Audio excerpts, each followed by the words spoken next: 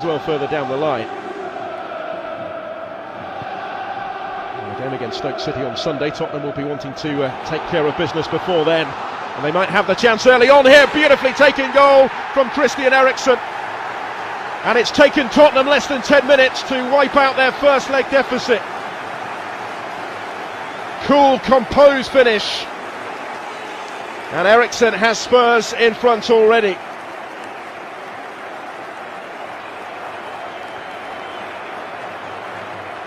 All really down to the long ball from the back, just misjudged by the Gent defence, which allowed Eriksen the run on goal. He drew Kalinic a little off his line and knew exactly what he had to do to finish. A little bit fortunate maybe how it fell at his feet because of that misjudgment just ahead of him, but he still had plenty to do, and he did so really. Plenty forward from the back as well for the Belgians. Headed back dangerously and touched into the corner. Gent have got their equalising goal on the night to get themselves right back in this one and back in the driving seat. Moses Simon, I think, got the final touch, and those travelling supporters at Wembley are in dreamland.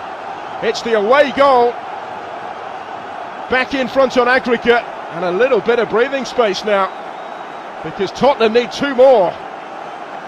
Now, who got the final touch? Was it off Harry Kane or was it Moses Simon just behind him? Mitrovic, who'd returned it with a dangerous header across the area. First real threat that we've seen from the visitors. I think that might have come off Harry Kane, you know. Someone will certainly claim it. He doesn't care who scored it, Van Hazerbroek. Or could Dembele bring it down on the edge of the box? Won back by Wanyama. They certainly are suggesting here, Spurs, that they could get the goal which would get them right back in it.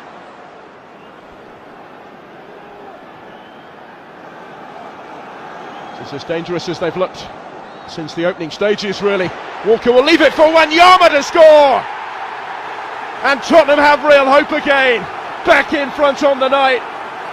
The 10 men level it up on aggregate, but still need one more to go through at Wembley.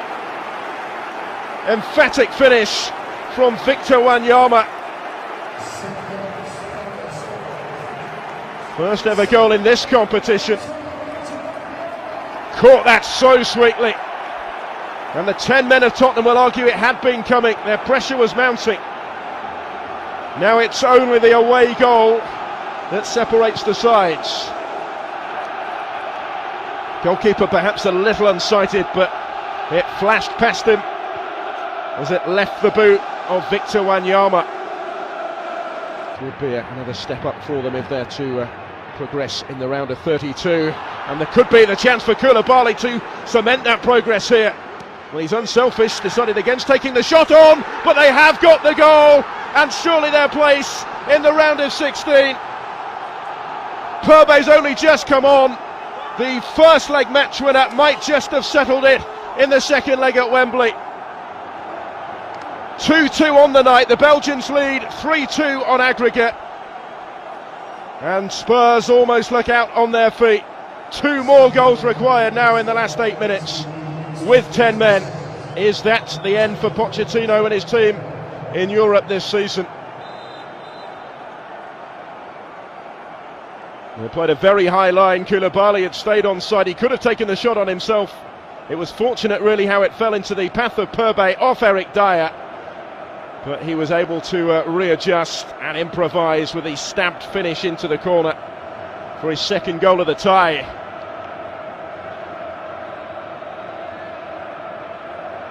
Did deflect off Dyer, which took it beyond the despairing dive of Hugo Lloris. The side are almost there now. The 10 men of Tottenham need two more.